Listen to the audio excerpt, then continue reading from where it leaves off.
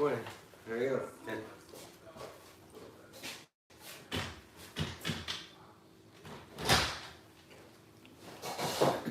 Okay. The other one wanted to know. The other one wants to know about bankruptcy. So let's talk about that. The sugya of bankruptcy is the sugya of dina de malchus adina. And the shaila is when the shaila is a person who borrows money from Yidden, he borrows money from a Yid, and then he declares bankruptcy. Now all of a sudden he doesn't have to pay because legally he's not allowed to pay, he doesn't have to pay, etc., etc.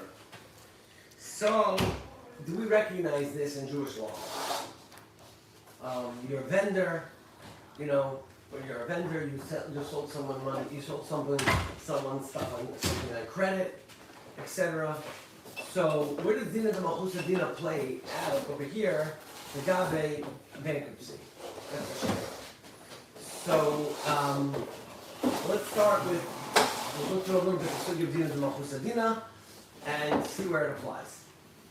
So we all understand that you don't say Dina de Malchus Dina when it comes to mitzvahs, right?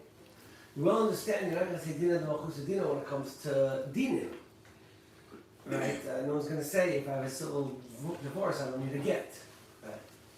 So what is Dina de Malchus Dina? What does the Gemara mean? Where does it come in? So essentially it's a Gemara in a few places, and the reasoning given to it is the Rishonim explained in different ways. One pshat in the Rishonim is because we're all like tenants of the government, and therefore the government has rights to make its rules. Some say that it's kind of like one big giant HOA, like basically the government has a right that if you live here, you're living here with certain expectations. Some say, different rules, different pshat. So what's the scope of it? Where does it apply? What's the law? So all poskim hold that when it comes to things which are directly related to the government, we definitely say dina de malchus adina. So that would mean things like taxes and currency are negea to the government. They have the authority to control those things. And the mela, there's dina de malchus adina that you're mechuyev to halacha to follow the dina de malchus when it comes to things negea to the government. The shaila is there's also the other way around. Is things that have no shaykhs to the government, and the only reason they put them in is because they have to say something about it. They have to do something, but they don't really care. It doesn't really affect. It's not a belief system. It's not something that they believe is l'toivas hamedina. It's not like it's good for the citizens. It just happens to be the rule. But if you decide to do your own rule, so then do it yourself. I don't care. A very good example, and there is no dina de malchus adina. So very simple examples. Yerusha is the most prevalent example. Yerusha. So somebody leaves over an estate with no instructions, so it will go to probate, and the court will determine how to distribute it. What's the court going to determine? Every single thing that the court determines is fakir from halacha. There's not one thing in inheritance law which is a similarity between halacha and secular law. Even though you think it's like pretty straightforward, it's Yerusha, it's not so complicated. First off, if you ever learned Yesh Neuchlin, then you know it's very complicated. But besides the fact is that very simple. Secular law says that all the nechasim go to the wife. If a husband dies, it all goes to the wife. Halacha says the wife doesn't get anything. It all goes to the children. The wife, mitakanas ksuba, it's a takana from the ksuba much later, is that Yisraelim have to support the mother. But the mother does not get the inheritance. Secular law, the mother gets everything. Number two, obviously, that secular law doesn't distinguish between daughters and sons. Halacha distinguishes that only sons get. Number three, halacha says the bechor gets pishnayim, gets double portion. There's many halachas where Yerusha is not similar at all to secular law. Now, if you come to secular law, to a secular court and you say, I have a will, okay, fine, do whatever you want. They don't care that it has to be going through the laws that they set up, right? So therefore, the Rashba writes, Zok the Rashba, and the Chuvas the Rashba, Zok the Rashba, if you will say, Dina de Malchusa, Dina, on these types of things, so the way he says it very sharp, he says this is Baruch Kineg Halacha, it's Kfira, it's terrible. He says, if that was the case, why do we bother sending our children to learn in yeshiva? We should rather go send them to learn in law school, because this way they'll know how to pass them down. And obviously, we don't follow that, and we have to follow the Din HaTorah, and therefore, Zok the Rashba, that when it comes to halachas that have no shaykhis to, they're just giving you a suggestion how they view it, we have to follow the Torah. But is it a suggestion if there's no will? Meaning the idea is that we don't want the reason why the government has No, it. but I'm saying the concept being is that if you guys make your own arrangement, we don't care. Right, but we do care if you don't make your own arrangement. So in the case you don't make your own arrangement, you should have made an arrangement. The Come on, point is, but the Metzia says in this case, No. I mean, I care if you're driving down the street, you can't go more than 7 miles an hour. If you're not driving, I don't care how fast you're going. Okay, so therefore speed limit doesn't apply to me. That type of thing is not called Takanas Medina. And therefore, since it's not called Takanas Medina, therefore, Chacham Avadia writes in a tshuva, he was talking over there that a daughter took the estate of their, the parents' estate to court, and she was awarded whatever it was, and Keneged the halacha that the sons would get, and she took her brothers to court, she got the money, and Chacham Avadia writes over there, every penny that she has is Geneva. From the children she has, from the sons, she has no right, Api halacha, to keep the money at all. There's no dina de malchusa dina on that, because over there you're supposed to follow the din halacha. You're supposed to follow the halacha. If you come to an agreement, that Api halacha, they don't care. So if everybody comes to an agreement,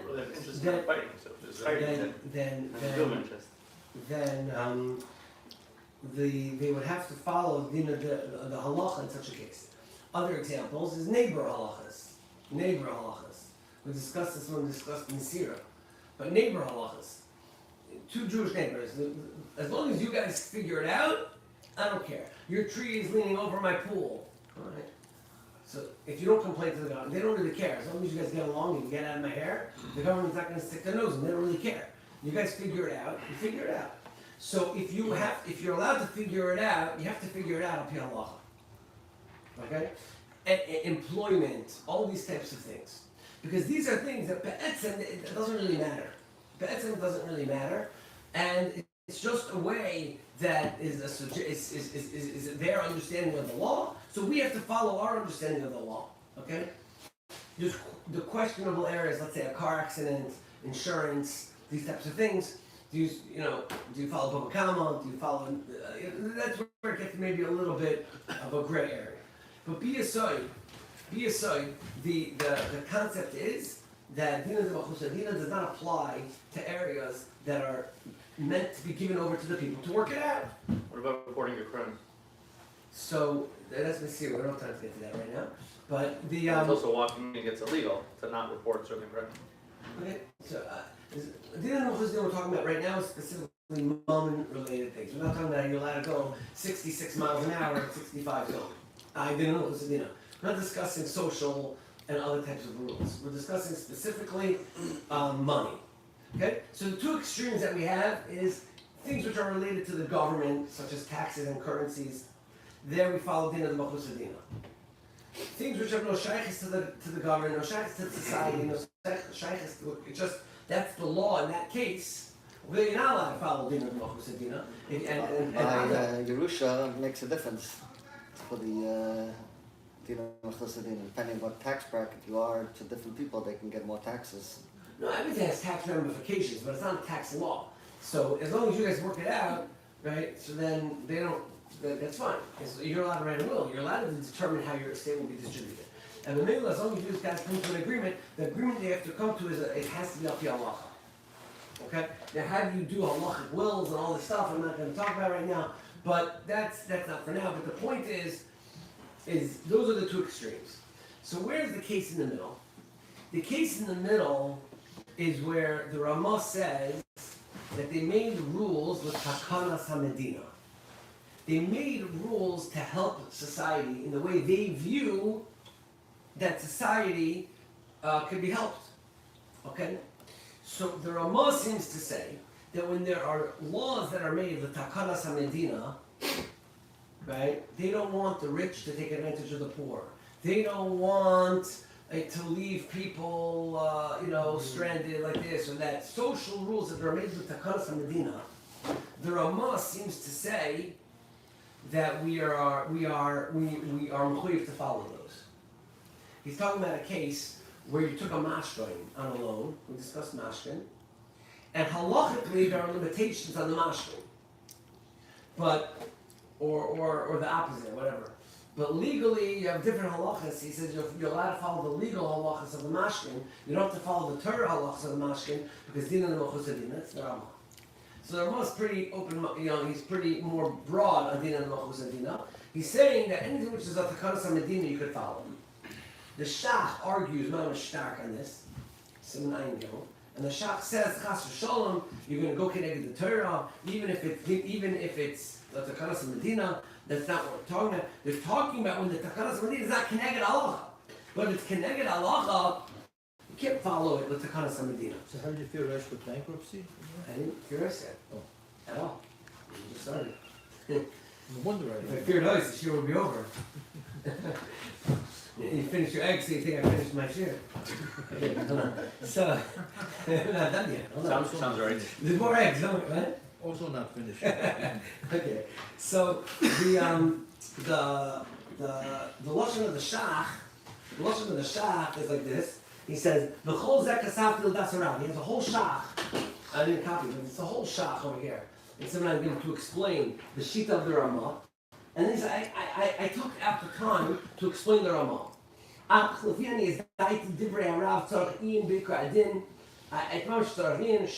Etc. Why? The kiva da pidin Torah yachol aloychroi. Since al pidin Torah there's different halachas. Hey nilmoy midinei goyim levatel din Torah chas v'shalom loytia kadosh b'Yisrael. And he says, Lumi boy, for sure, according to the place we want to say din adamachus din alana samelach, right? But a few shar poskim that we say din adamachus b'chol davar, which is a takanas HaMedina. That's when it's not neged the Torah. It's just not mafurish by us.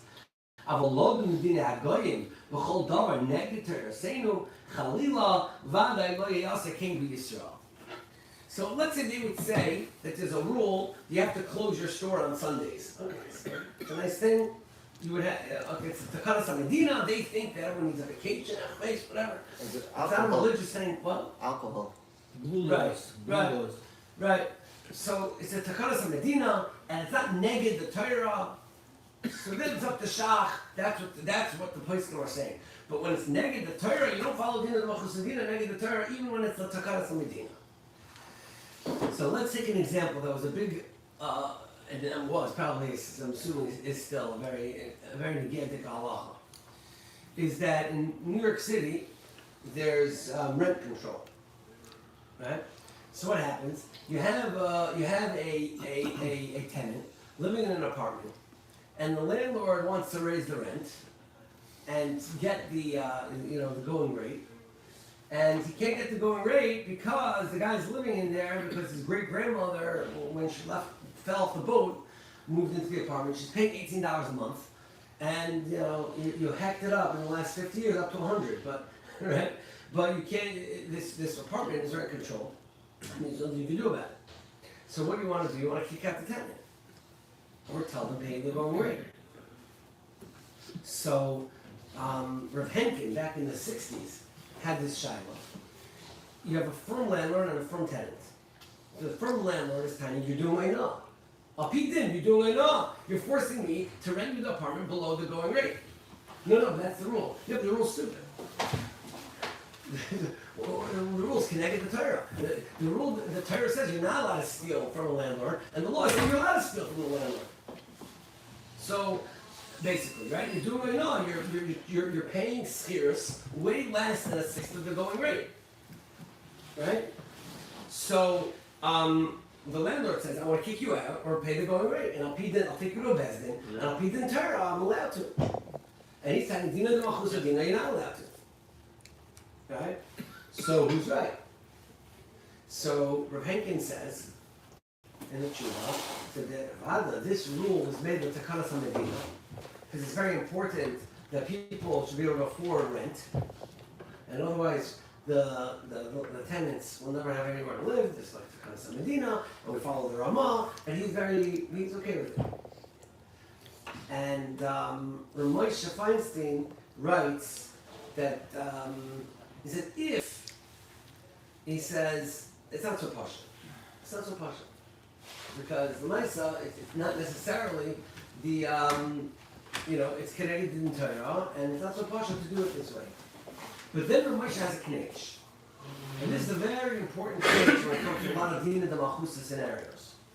Which is, that's all for somebody that was renting the apartment before the rule ever passed. And then the rule passed while he was in the apartment. So then he wants to use Dina de Malchusa Dina to say, they just approved this apartment as a rent-controlled apartment. But if a person went into a deal with a tenant, knowing that it's a rent-controlled apartment, so now that becomes the das of the deal. Once that's the das and understanding and the terms of the deal, forget Dina de Malchusa Dina, you have to come out to Dina de Malchusa Dina. You agree to it. Right? You know what I'm saying? It's not what they want to kick out. They're not going in the das that they're keeping it rent control. They're going on the das that they're How they kicking you out, you know that? they're buying them out, whatever they have to do. To Okay, get so out. the buyout, you can follow the rules, but you can't take him to a bezdin and tell the bezdin make him pay. Because since you went into the deal with this understanding that it's going to be rent controlled, so Dr. Moshe, the das was already al pi the Dina de Malchusa Dina. Which means that Moshe is saying a big yisoid that a lot of times, when something is gufa, an understanding between two people, so the din of the Malchus is chiveya what the agreement is. The agreement is, and now it's my das. Okay, but when the person bought the deal, he figured there's like 100 old people there. He'll have rent control for 5 years, 10 years, and then he'll be able to do this. He didn't look at it as, the Einikl is going to enter and have another 70 years to deal with this. Okay, but that's not the Einikl problem. Well, if a guy inherits it, does he get a fresh crack at going to Beit Din, or See, whatever Moshe is saying, if it's a continuation of that lease, then that lease was done with the intention and the das of the rent control terms.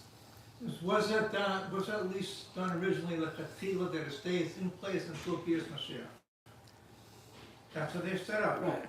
right? Yeah, some their people- grandchildren, great-grandchildren, they're all paying the $18 a month. Right. They're- Now, some people will say this is not Takanas Medina at all. This is done by some liberal clowns. They're that- all What? Medina is liberal clown. That maybe, I'll tell you why, because there is a caveat in Dina de Malchusa Dina is that the rule has to be fair. And it cannot be against certain elements of society. Here's against all property Right, owners. right. It So gets now you against- can't say that, right? You're not going to say, that's talking about, let's say they made a rule against the Jews, they made a rule against minorities, they made a rule against this, some sort of,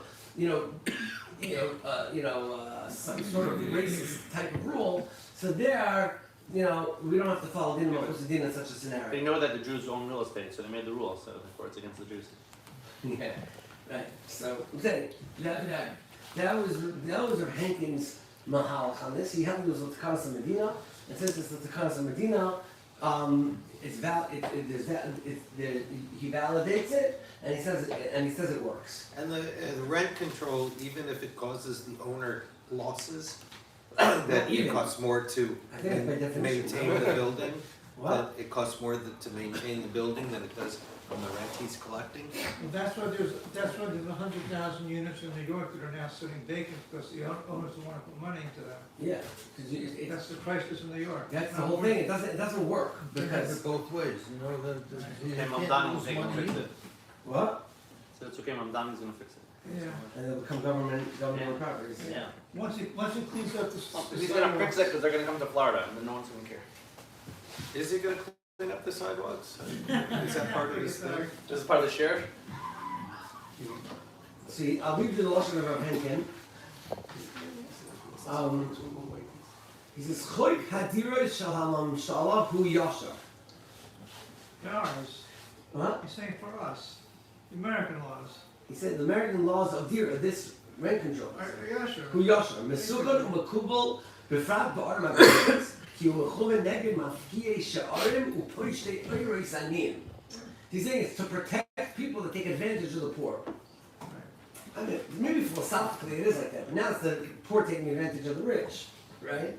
So, v'avshel fa'amim nireh ovel neged balabatim she'ina mashir. Ma'aseh, it's an avla against the balabatim.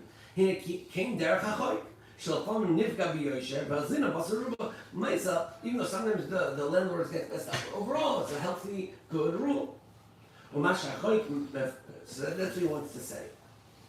And, and he says in general, then Rav Henkin says another whole svara, which is a popular svara nowadays, but I don't know exactly how far to take it. He says another whole svara, that the entire concept of Dina when it comes to a democracy, is much more move on anyway. Because when it comes to a democracy, the concept basically is that we all decided to vote in these people and they made these rules. And therefore, the rules are kind of like in HOA. Like you bought in and that's it. Like you don't have a choice. L'maisa, not everyone agrees to this. They hold it is connected to the Torah, and the Shach says it's not okay, and it's awesome. Ramosha, like I said, it says it's not negata, because once you sign a contract with rent control in place. Now let's get into bankruptcy. So, what's with bankruptcy? So there's a Gavaldik Tshuva from the Chalkas Yaakov, or Bryce from Switzerland. So he writes over there, we learned last week. What did it say last week? We learned about loy siya loy kenosha. You're not allowed to pressure someone who has no money. So he says you're not allowed to pressure him when he has no money, but you don't have to lose your chayv. The way the Torah says it is, don't pressure him because he doesn't have the money right now, but he has to pay it when he does. So this idea of bankruptcy is connected to the Torah. You can just declare one day I have chapter whatever, and now I don't have to ever pay you. It's connected in Torah, and therefore it's also. It's also So even though say Kenosha doesn't mean he doesn't have to pay it, it just means you can. That's the point. That's what he's saying. Unless you're on Kenosha, it just means you can't be Tibeya, but he still has to pay it. So therefore, So then they say that I put a whole share on this morning, but that Dosiya Kenosha means that the person Maisa has no money and he has nothing to sell. He's completely. So that's the scenario where you can't ask him for it. But if he has a car to sell, so tell him to sell the car. I don't know if a car is an example, but yeah, if he Okay, has something he car doesn't is need. basic, but he has a second He has something mattress. that he doesn't need. He has a kitchen. He has a blender. I mean, most people have something that they don't, that some extra things, some money if they never used in the last one. So, okay, but Kipshuta, declaring bankruptcy is connected halacha, and therefore even someone that declared bankruptcy, you have to think twice before you do that. Now the problem is that once you declare bankruptcy, it's illegal to pay people. Like you're bringing in people that like hold, have to determine. I don't know how it works, Trustee. but there's some trustees that have to control the money, right? So like, what do you do over there? So Moshe has a tshuva where there was a big business that was owned by a firm guy apparently, and there was another firm guy that was one of the people that he owed money to. In addition to a lot of the guy, what? A creditor. Yeah, there was a firm creditor in addition to a lot of non-Jewish and other firm creditors, and With a heteriska or without? what? With a heteriska or with? I don't know if there was ribbits. He owed money. I don't think It's so. down loan. Yeah, It's interest free loan. or credit or It's whatever. heteriska, you might not have to pay that, right? It's a vendor. A vendor, some sort. Yeah, he owed her money. So what happened was that the directors, whoever, so he owed him his bankruptcy was for $72,000. I don't know how much that was back in the day when he wrote this tshuva in the 60s or whatever. But he was owed $72,000, and this guy was owed $72,000, and they paid him $36,000. And now the shayla was, is he allowed to keep that money because it's against the bankruptcy terms. They're not allowed to pay him under the table money. They can't just declare bankruptcy, get everyone else out of the way, and then pay the Jewish guy. Because Dina Dina is only for the goy, but for the Yid, I still owe him the money, so I want to pay him. So I declare bankruptcy to get everyone else out of my hair. But this firm guy, they wanted to pay him. Moshe says over here, he says that this is something which is very negate to the government. The concept of bankruptcy doesn't,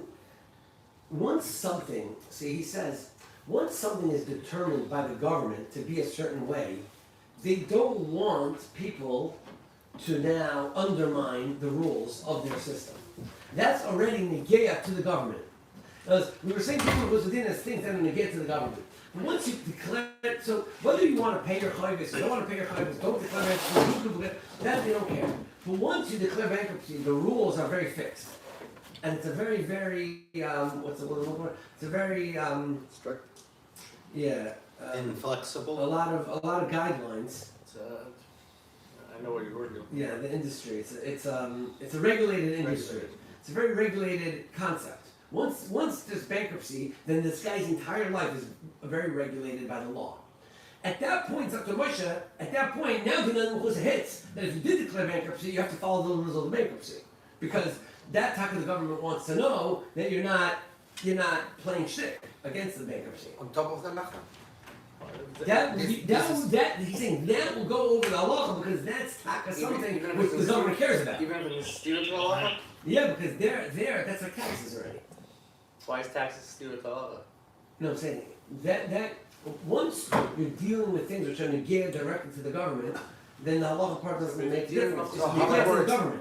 You were not allowed, according to Halacha, you were not allowed to do bankruptcy. Because Right. you will, Well, once you did it, the end, whatever. Dina Malchus Dina. L'maisa. Dina Hold Malchus on. Dina is in steer to halacha. You still have to follow. Where? If there's a din of Dina Malchusa, Dina Malchusa Dina will apply to that. If it's negated to the government. but it's gazela from someone else, then that's mutter. If That's it's your negated to the government.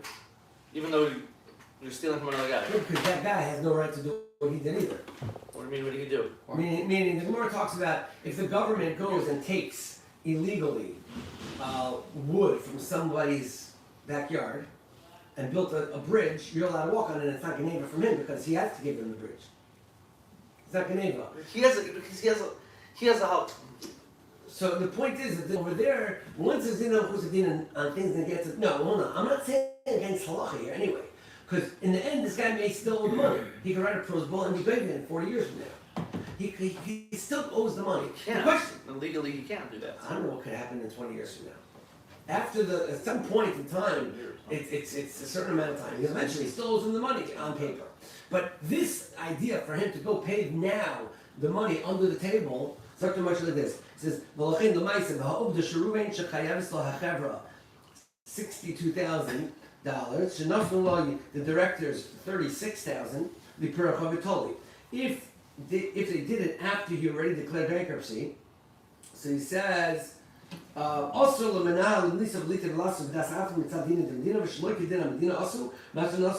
was against the law. That's under the trust. And what if the guy gave it shortly before bankruptcy? Before he says it's okay. Okay, because halacha mice 90 days before is also not good. No, okay, but backwards. he wants to say that it's at the point when it becomes. And that's why the kafir is Right, bankruptcy. at the point that it's regulated, at the point that this guy's life is So the regulated. way it works in bankruptcy is that you declare bankruptcy, and the law is the mafreya for 90 days. Anything that you gave to your brother, your sister, your aunt, has to go back into their system. Then he- 91 days. So I don't know if that was 91 So days. you're talking about 91 days. Yeah. But the whole concept of Losia Kenosha is by a loan. It's not necessarily by a vendor, right? Because we don't even have a halacha that says that if a person has no money, that Right, there's there's not. no halachic precedent for bankruptcy, except for Shemitah. Shemitah is a concept of Shemitah. No, I'm saying we said that Losia and Kenosha implies that if a person has no money, right, that he still owes the money, Yeah. right? So we can't. So it's connected halacha. That's by a loan. It doesn't Kalchomer vendor. make it. Kalchomer, because you're even allowed to be notion. It's even more so, right? So the It's point a whole is, different scenario. Okay, I'm saying the point is, it never There's goes an away. inherent risk of doing business with me, with anyone. When you No, the only argument you can have is if it's a business related chayiv, do you have the sort that Moshe said by the rent control, which is when you're doing business-related transactions, you're going in al das that this is going to be regulated by the government. At the end of the day, Saying when you sell product to a client, when a vendor sells product to a client, that's not kesef talva I know, but So I'm you saying still so owe then the money. what? You owe them money. Okay, but we don't have this halacha that says that shows that if a person doesn't have any money, he has to give, so therefore it's a stira. I mean that the whole. You don't need a Why do we need a to proof? So then why do we need a proof from kesef I talva? was just making a geschmack connecting to last week. The point is that Avadi stole the money. So Ramesh is saying a very interesting distinction over here.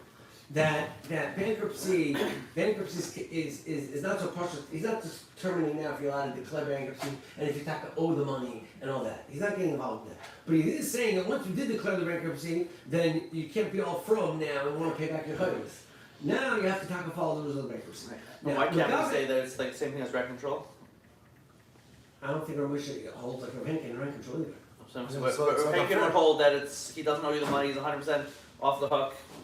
Not only does he not give the money, he doesn't owe you the money, and I think Rav Henkin will hold that bankruptcy is part of the Takanas Medina. The point is that people should be able to start fresh and all that stuff, whatever the logic is. And Mamela, the same reason rent control makes sense, bankruptcy makes sense.